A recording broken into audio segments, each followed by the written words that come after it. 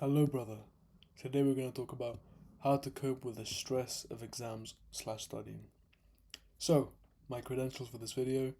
Over the last year, I did both full-time A levels, college for the Americans, and additionally, I did full-time university online. So, I was doing technically 70 hours plus a week of learning, but I managed to break that down significantly so my workloads became manageable every day, both mentally and time wise. And today in this video, I'm going to teach you how to do that as well. So let's get into it. First thing you need to do is figure out why you care. This will seem stupid, but figuring out your wants and your desires from this will allow you to set goals and firstly see how motivated you need to be. And if your goals are really important to you, also get that extra motivation from imagining that grade. So what I did for this, for example, is I sat down and I thought, okay, I want to get AAB in my A levels and I want to get all distinctions in my university assignments. I completed that basically. I got like almost A star BB, so almost the same grade arrangement, and I got distinctions in all my uni modules. Now, when I did that, it was very helpful because now when I didn't want to study, I was thinking, okay, yeah, but I want those grades. Just thinking, yeah, I want good grades isn't going to help you. You have to think, I want a distinction in this assignment. So I need to get that percentage. I need to get 85% to achieve that or more. To get AAB, for example, okay, I need to work on this lesson. This lesson I'm doing good in, this one I'm struggling in, this one I need to work on. And you get that motivation and kind of a clear path to walk down. You can do this in 2 minutes. It can literally be reasons like your parents being happy that you get those grades, you being proud of yourself, a specific university you want to get into, a degree apprenticeship you get into. Sit down, 5 to 10 minutes, just journal a little bit about this. Once you've done that, we need to figure out how to reduce stress because if it becomes overwhelming, you're not going to do anything. There were times, especially before mocks, for example, where I'd be stressing about this. I know for my last day of A levels, I had two exams, and the day after, I had a university assignment to submit. That is a lot of pressure. I have two lessons to finish now, and I have this massive assignment I haven't even started because I wanted to fully dedicate to the A levels then. So these are the habits that I've implemented over the last year that have massively helped with my stress management. Meditation. The way you're going to meditate is one, download an app called Medito. It's going to just take you through small, beautiful handwriting. It's going to take you through small meditation sessions. You can start with 3 minutes, 5 minutes, and then over the weeks build it up to 10 minutes, 15 minutes, 20 minutes a day. So, you may be thinking, okay, why is meditation useful? Well, the process of meditation is this. You try focus on a focal point. Say this be your breath, the sensations in your body, the sounds around you, whatever. And the instructor will tell you on Medito. Also, this is why I'm telling you to download an app. Besides the fact that it gives you streaks and stuff like that, extra dopamine hits that help you stay more consistent and addicted to the habit. Having an instructor there helping you is going to be a lot better of a meditation compared to you sitting there for half an hour just thinking about something. Yeah, I just meditated and you were just daydreaming about the girl you like. So instead, you're going to be told to focus on a focal point. Then you'll lose your focus because you're not a monk after 1 or 2 seconds. And you'll go to the fuzzy mess of thoughts and be thinking about this thing and this thing and this thing and this thing. And then you'll realize, wait a second, I've lost my focus. I'm just thinking about stuff. That's the process of realization. So say, this crystal clear box. Okay, I have to return to it. And boom, you make your way back up to the focal point. The reason why this part is specifically drawn as up is because this is the difficult part that gives you the XP of mindfulness. What is mindfulness? Mindfulness being able to stay present in the current moment. Okay, well, why is that important? The reason why mindfulness is important for you is because with mindfulness, you can prevent your mind from getting overindulged in overthinking of negative thoughts. You're trying to revise, for example, and you're thinking, oh, I'm going to fail this exam. My parents are going to kick me out. People are going to think I'm stupid.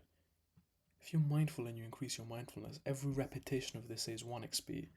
And as you increase through the levels of meditation and mindfulness, you can be more present and less stressed. Is additionally to the fact that it will stop the overthinking anxiety, which is massive for your student. It will also help you be more productive in your revision sessions and in your exams. Imagine sitting in the exam and worrying about stuff. instead of being mindful and present on the paper. That is life changing. That is literally like a 20% difference in your grade. Whether for a few of those minutes you're just sitting there stressing compared to being able to stay there and focus and remember stuff. So, so powerful. Genuinely, I can't recommend it enough. It's incredible for you.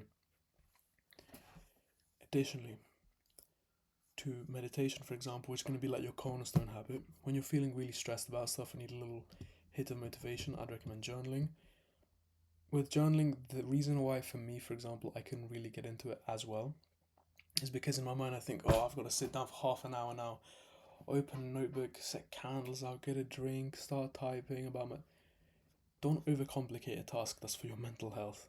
It's for your mental health.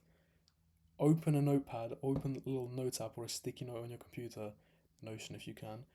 Bum bum bum, just start writing about it. Oh yeah, I'm stressed about this exam coming up. And you may end up journaling for 30, 40 minutes and clearing your mind of thoughts, making a structure, creating a plan, realizing where you have some weak spots and trying to improve them. Thinking, okay, maybe yeah, I can contact that teacher, I can contact that friend, I could watch that video, there was that resource they were telling me about. And it clears your mind. Don't make it an overwhelming task. Just sit for 2 minutes. Make the goal of 2 minutes. And then if you want to keep writing, obviously keep writing. And thirdly is gratitude journaling. Now, the way you do gratitude journaling is literally open a notebook, open Notion on your computer. Point one, I'm so grateful for the fact that I have a tutor. I'm so grateful for the fact that I have this nice apple drink on my desk and it tastes really good. I'm grateful for the fact that I have a laptop that I can record YouTube videos on. These will sound like completely menial points, and you can write about anything. Like I was talking about the drink on my desk. The reason this is so important is because being able to pick out even small things that you're grateful about is going to make you generally more grateful. As you do this habit more and more, you'll go about your day and you'll just pick out things that you're really grateful for. That's so powerful, man.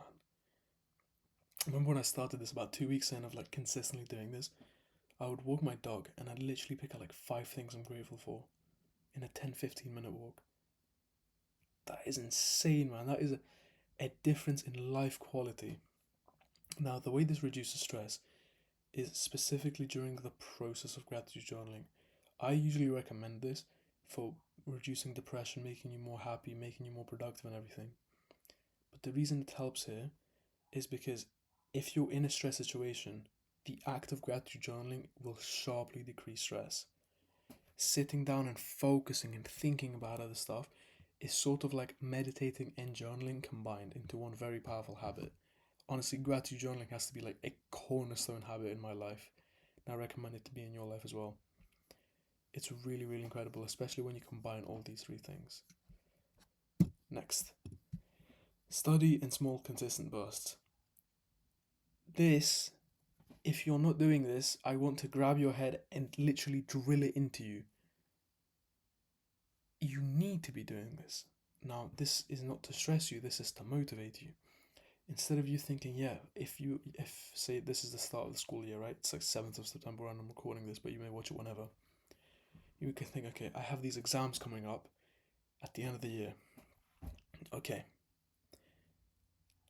I'm not going to do anything. I'm going to play video games for 4 hours a day and go out with my friends every day. And then 2 months before the exam, I'll lock in, bro. No. The way you're going to do it is you're going to try to do 30 minutes every day of consistent revision. 30 minutes will sound like nothing. Now, the reason why it's so important is firstly because, yes, over time, those 30 minutes will stack up. The hours will stack up. You can do an hour a day if you're more comfortable with that. And all we're trying to do right now is form a habit. Form a habit that throughout the year you'll try to continue and generally increase. Every week, every month, try and increase it by 15 minutes. Try and increase it by half an hour some weeks. Really try push forward, because then 3 months from now you could be doing an hour and a half a day. Think about the type of student you'll be and how good you'll feel about yourself when you're revising all the content, when you're feeling prepared, when you go into class and you've already done that lesson. You're sitting in class, you're asking teacher the difficult question, you're learning the real stuff right there. That is incredible for you, man. You have to do it this way, because what's the alternative? You're going to do nothing, and then you're going to be left with this massive piece of workload in front of you, which is very difficult to deal with. Now, caveat to this, If this is you right now and you have a little bit left before your main exams, all you need to do is the next habit, which is habit stacking. In both these scenarios, whether you have a lot of time or a short time frame, you need to habit stack. What habit stacking is creating habits upon habits. That creates a lifestyle. So the way we do this, for example, is every morning when you get up, you go to the bathroom, then you may brush your teeth and wash your face and make your bed. That 10-15 minutes of consistent habits is your morning routine. It's like your morning ritual. You just do it automatically. Now, if right after you make your bed, you sit down and you revise for half an hour, after a week or two, this becomes part of your ritual. You don't even think about it. It doesn't take discipline, it just happens. And a different way you can do this, maybe a more practical way, is say if you wake up, do the stuff, then go work out for a little bit. After you work out, come inside, have a drink of water with your supplements, for example, sit down, then you revise. Because it's a lot easier to do a difficult habit like revising for an hour or two in a row after it's on top of other habits. Because you get a little boost of motivation, then you do the other habit, the other habit, the other habit, the other habit. If you're really close to exams and you really need to dial it forward, I'd recommend this for everyone, but especially for you. You have to do this. Make a timetable of your day. It can be super simple. Literally, 6 a.m. wake up. 6:15, shower. 6:30 revise. 7:30 workout. 8 o'clock get ready for school. 4 o'clock revise. 5 o'clock eat food. It can be as simple as that. And you setting times in your day when you'll revise, you can firstly see, okay, am I actually revising enough? Am I neglecting some habits? And being on a timetable will really help you be more consistent. Now, this does not mean that you have to be perfect on your timetable, because you're not going to be. I have been on timetables, to-do lists, all that stuff for 2 years consistently, and I still mess up almost every day. This is your ideal day. And if you can work to 80%, 90% capacity of your dream day, that's a fantastic day. May not be perfect, but it's really, really good. Compared to you wake up, yeah, I can't revise now, yeah, I'll do a little bit later, and it not being planned. It really throws the whole momentum off. And this way you can break down your day into more structured bits where it's not, oh my god, I have to revise for 5 hours a day and everything. No, I just have to do this exam question. I just have to write this little essay. Yeah, I'll revise the next 30 minutes. Makes it a lot more manageable. Next, work out, sleep, outside time. Very important habits. Do not neglect these. You must work out every day in some form. Go for a walk, do some push-ups, do some weightlifting, go to a kickboxing class once or twice a week. Very, very important for your mental health. And it will help you with sleep. Working out will make you have better sleep. Sleep, you know the importance of sleep. If you don't know the importance of sleep, there is a problem. Try aim for 7.5 to 9 hours of sleep every night. I'd recommend those two numbers because of sleep cycles. Basically, for optimal sleep, your brain sleeps within 90-minute windows, cycles. If you wake up at the start of one of those, it's when you're not in deep sleep, and you'll wake up and say, oh, very easy to wake up, compared to your alarm rings in the middle of a sleep cycle and you wake up, what the hell? You feel like someone just is torturing you to wake you up. So, the way to implement this is think about the fact that it takes you roughly 15 to 30 minutes to sleep.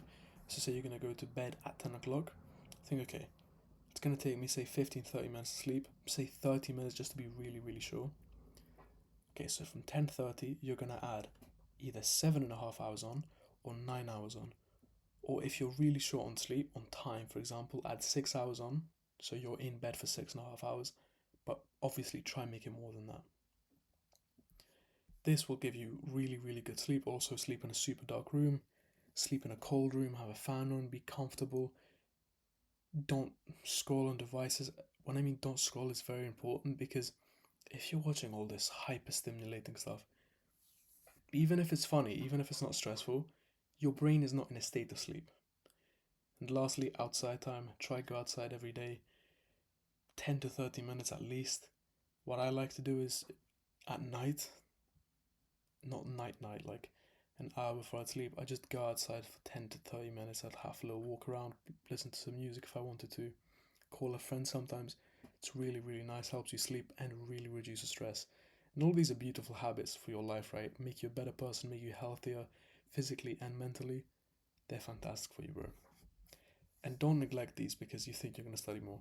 The student that works out consistently, even for 15, 30 minutes a day, sleeps well, goes outside, calls a friend, listens to some music, relaxes themselves, is going to do a lot better than the student that uses this time to revise for an extra hour a day but is sleep deprived, doesn't feel healthy, doesn't have a lot of energy, is constantly stressed, spends the whole day in their bedroom. And lastly, days before exams, some quick tips. Don't neglect your sleep while you're revising because you'll probably be revising for many hours a day during this time.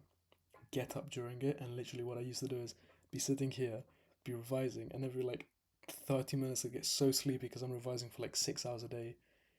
Get up, I'd literally shadow box in my room, walk backwards and forwards in my room as I'm watching the video, sit down, do a question, go stand by my window, open, look outside for a minute. Try stay a little bit more active. Try release some of that stress because you're revising for long periods of times. Sleep well, speak to some friends, remind yourself of your motivations, and you'll do fantastic, bro. If you feel like you're going to do really, really bad, don't. Remember that many students have academic comebacks and things go really well. Just try to do the best you can. Find a topic. Okay, I'm struggling with this question. Okay, I'll try to do this question this morning, the afternoon. Okay, I don't really know this. I'll recap this study. I don't really know how to code this program. Okay, how can I do that? Then the exam will come, and those little questions that you revised over the last like week may literally change your grade. So it's so, so important for you, bro. I really, really hope this video helps, man, because I know it's helped me so much. Thank you, bro. Much love.